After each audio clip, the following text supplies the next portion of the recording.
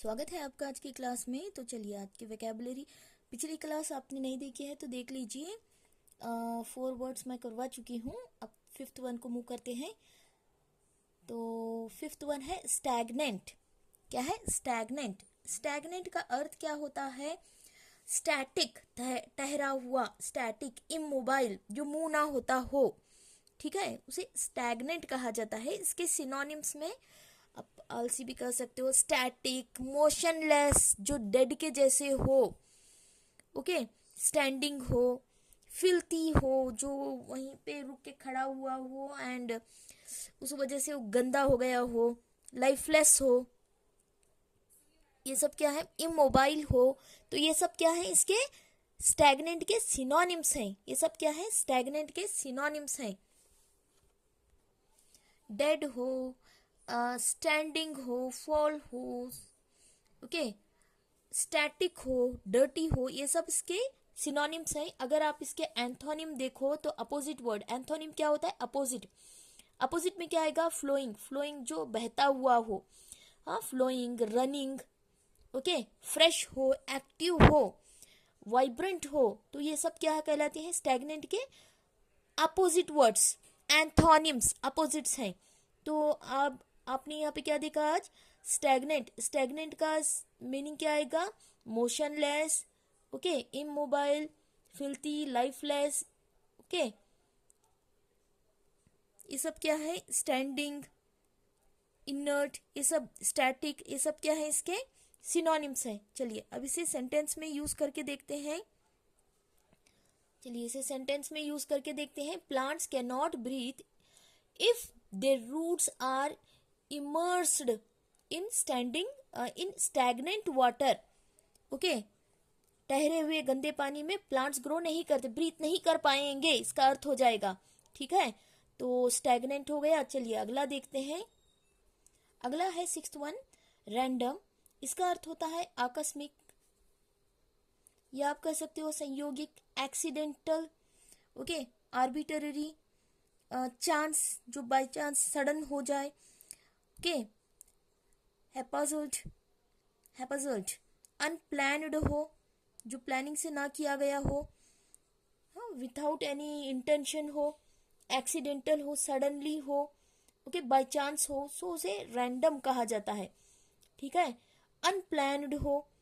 तो ऐसे वर्ड पूछे जाते हैं कॉम्पिटिटिव एग्जाम्स में, इसे याद रखिए।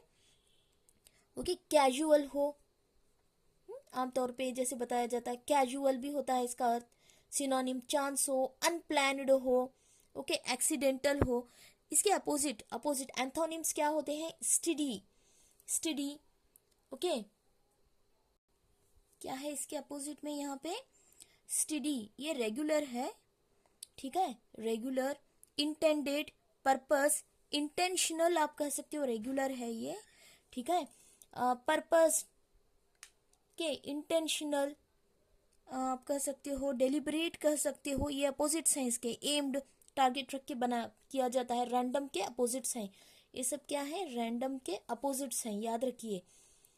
ठीक है, चलिए अब इसे सेंटेंस में यूज करके देखते हैं। एक बार इसे सेंटेंस में यूज करके देखते हैं। We choose twice random, randomly, at random, okay, हमने रैंडमली उठा लिए, कैजुअली, आम मीन्स ऐसे ही कैजुअली। अगला है सेलिसिटर्स। क्या है ये? सेलिसिटर्स, शोइंग केयर, सेलिसिटर्स, सेलिसिटर्स का अर्थ क्या होता है? सेलिसिटर्स, हाँ, चिंता, केयर करना, ओके, अटेंटिव होते हैं, सेलिसिटर्स। तो ये चिंतित होते हैं, केयरफुल होते हैं, अटेंटिव होते हैं, चिंताशील होते हैं, ओके, केयरिंग होते हैं, एंशियस होते हैं, केयरिंग होते हैं, वरीड होते हैं, इंटरेस्टेड होते हैं, ओके, हाँ, विचार करने वाले होते हैं, ओके, चिंतित करने, माइंडफुल, थॉटफुल, कंसर्न होते हैं, ओके, कंसीडर्ड होते हैं, थॉटफुल होते हैं, माइंडफुल होते हैं। ठीक है, ये सब क्या है?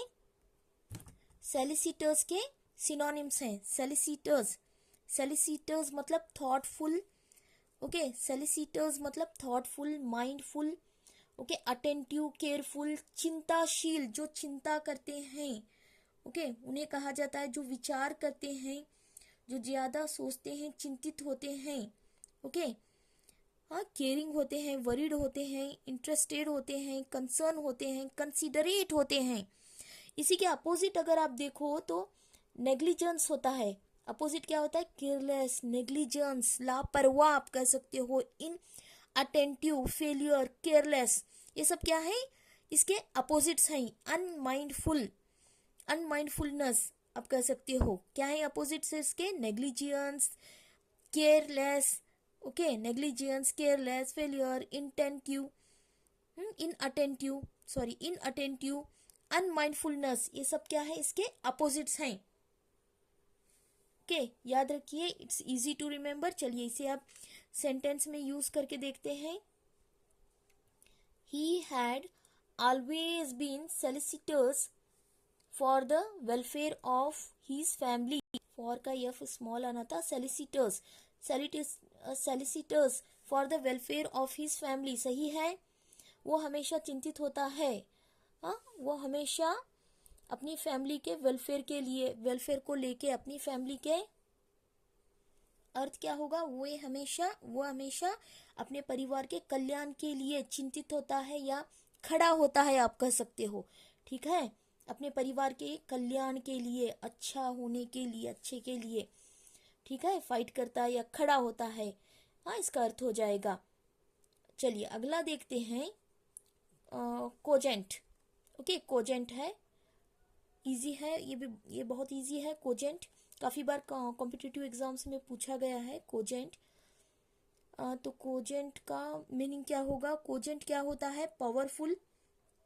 क्या होता है? कोजेंट पावरफुल होता है, ओके, जोरदार होता है, समझदार होता है, एक्टिव होता है, फोर्सफुल होता है, कन्विंसिंग होता है, इसमें कन्विंस करने का पावर होता है, वेट होता है, वजनदार होता है, पोटेंट होता है, साउंड होता है, वैलिड होता है। ठीक है, कौन? कोजेंट। कौन? कोजेंट। हाँ, कोजेंट स्पष्ट होता है, क्लियर होता है, हाँ, कंपेलिंग होता है, वेल फाउंड होता है, वेल फाउंड। ठीक है, कौन? कोजेंट। कोजेंट का अर्थ है, ये सिनोनिम्स है कोजेंट के। ठीक है, ये सब क्या है? सिनोनिम्स है कोजेंट के। हाँ, अच्छी तरह से स्पष्ट होता है, वेल फाउंड मतलब अच्छी तरह से स्पष्ट होता है। अगर इसी का आप अपोजिट देखो तो वैग्यू होगा। वैग्यू का अर्थ क्या होगा? अस्पष्ट। वैग्यू का अर्थ क्या होगा? अस्पष्ट, अनक्लियर, अनकन्विंसिंग, ओके, मडल, मडल आप कह सकते हो, अनसाउंड होते हैं। ओके, इसका कोजेंट का अपोजिट क्या होता है? अनसाउंड, अनक्लियर, वैग्यू, हाँ, मडल, वैग्यू मीन्स अस्पष्ट, ये सब क्या है? इसके अपोजिट है। किसके अपोजिट? कोजेंट के। कोजेंट का मीनिंग हमने क्या देखा था? Powerful, forceful, powerful, convincing, weight, sound, potent, okay, well founded, जो, हाँ, अच्छी तरह से स्पष्ट हो, क्लियर हो, समझदार हो, हाँ, बलशाली हो। ओके, तो ये कोजेंट होंगे। इसका अपोजिट वैगिव, अनक्लियर। चलिए सेंटेंस में यूज करके देखते हैं। The politicians cogent argument against the war helped them to gain more votes, आप ऐसे कर सकते हो। और एक सेंटेंस बना लेंगे। चलिए, he produced cogent reason for the change policy, policy को चेंज करने के लिए उसने cogent reasons बना लिए। ओके, cogent reasons मतलब इफेक्टिव रीजंस, ओके, इफेक्टिव, समझदारी वाले रीजंस, स्पष्ट, क्लियर रीजंस बना लिए। क्लियरली उसने पॉलिसी को,